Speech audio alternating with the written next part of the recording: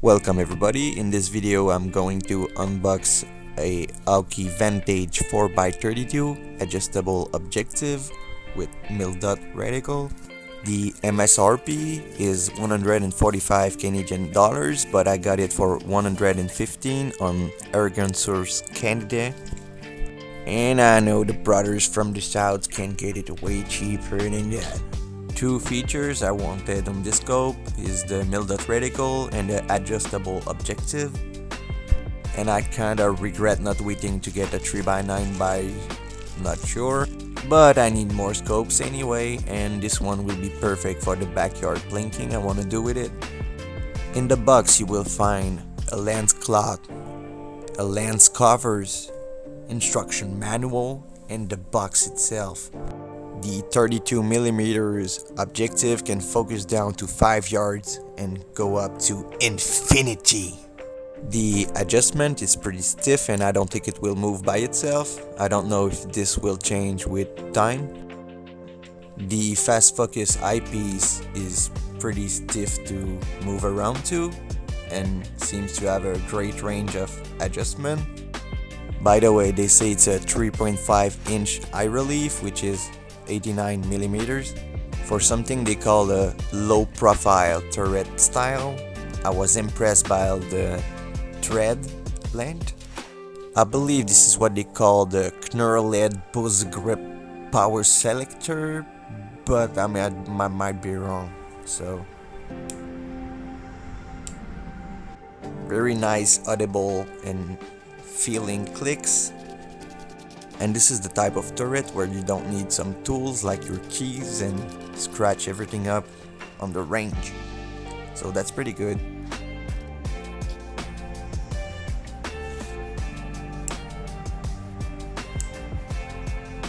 Both turrets are feeling the same, which is a good thing because the scope came at optical 0. Overall, it feels like a very solid scope. It is made of aluminum. It is water, shock and fog proof and is covered by Hawke warranty. Unlike what some people can say, the Hawke scopes are warranted for all calibers, even the Vantage line. They give you some pretty nice instruction manuals. This one is for the mounting and stuff like this. The second manual is more for the adjustment part of it and to tell you how to put it back to optical 0.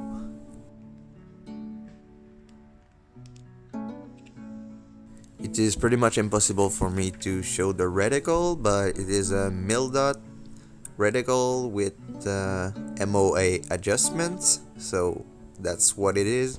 The Hawke scope, or Hawke, I'm not sure, doesn't come with rings, so I got myself some Sportsmatch 2-piece rings for dovetail because I did not want to use an adapter. I already unboxed them because I was scared of damage during shipping, but everything is fine except a little bit of weird paint on the screw. The Sportsmatch rings come with a removable stop pin, which I'm not sure to like. I will tell you why later while trying to install the scope.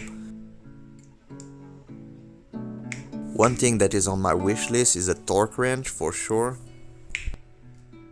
I'm not sure what this is, some sort of oil for rust prevention, I suppose.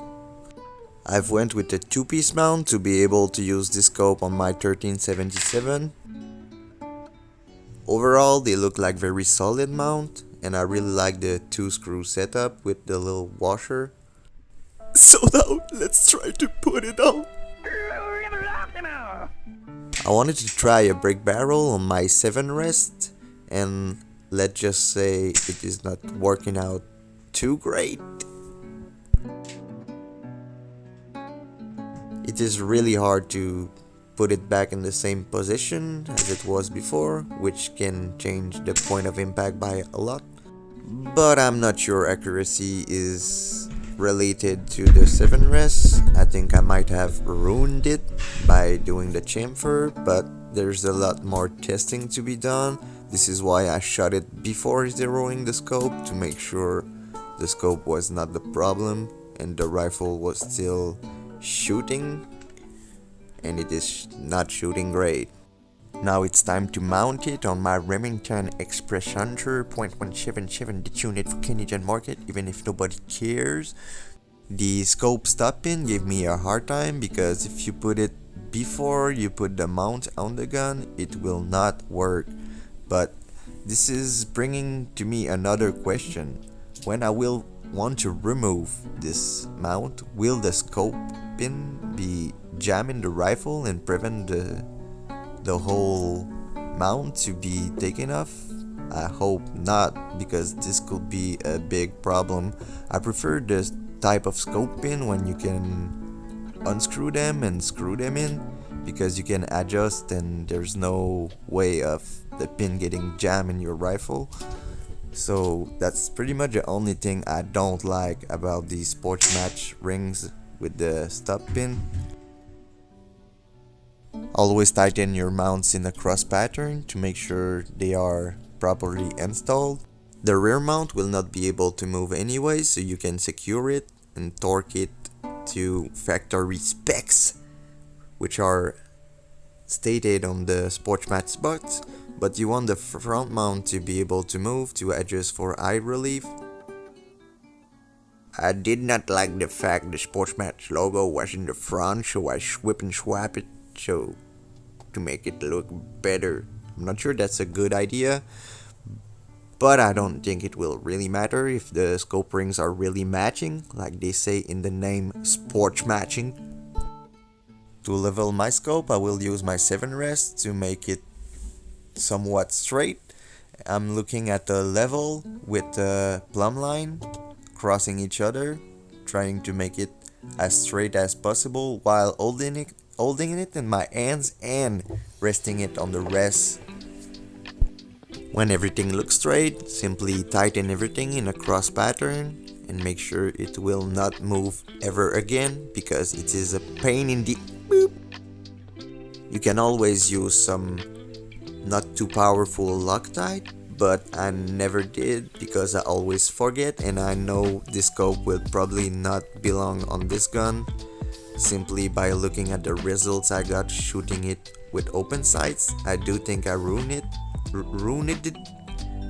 English is not always easy, especially when you speak for 8 minutes. Donc nous allons prendre une pause et parler en français une couple de secondes, tabarnak. Just pretend you never heard this. It is looking straighter than me. Maybe not, but it does look pretty good. Now let's install a useless accessory that has been laying around for several months because it is useless.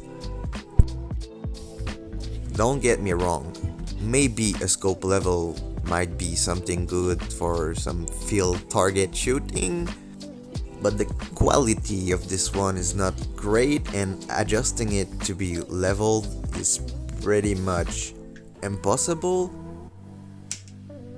So I'd say maybe buying a Hawke level that replaces screw could be better and easier to install for sure.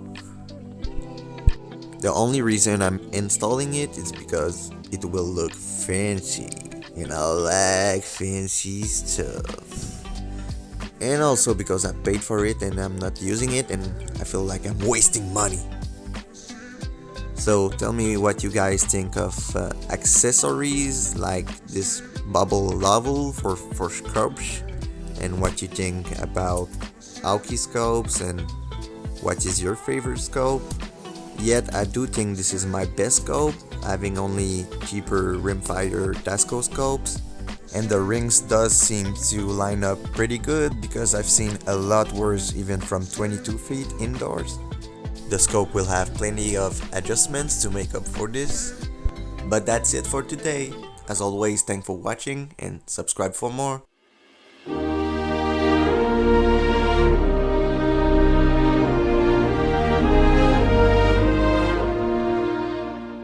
First step towards registering your guns is just the first step towards taking away guns from everyone.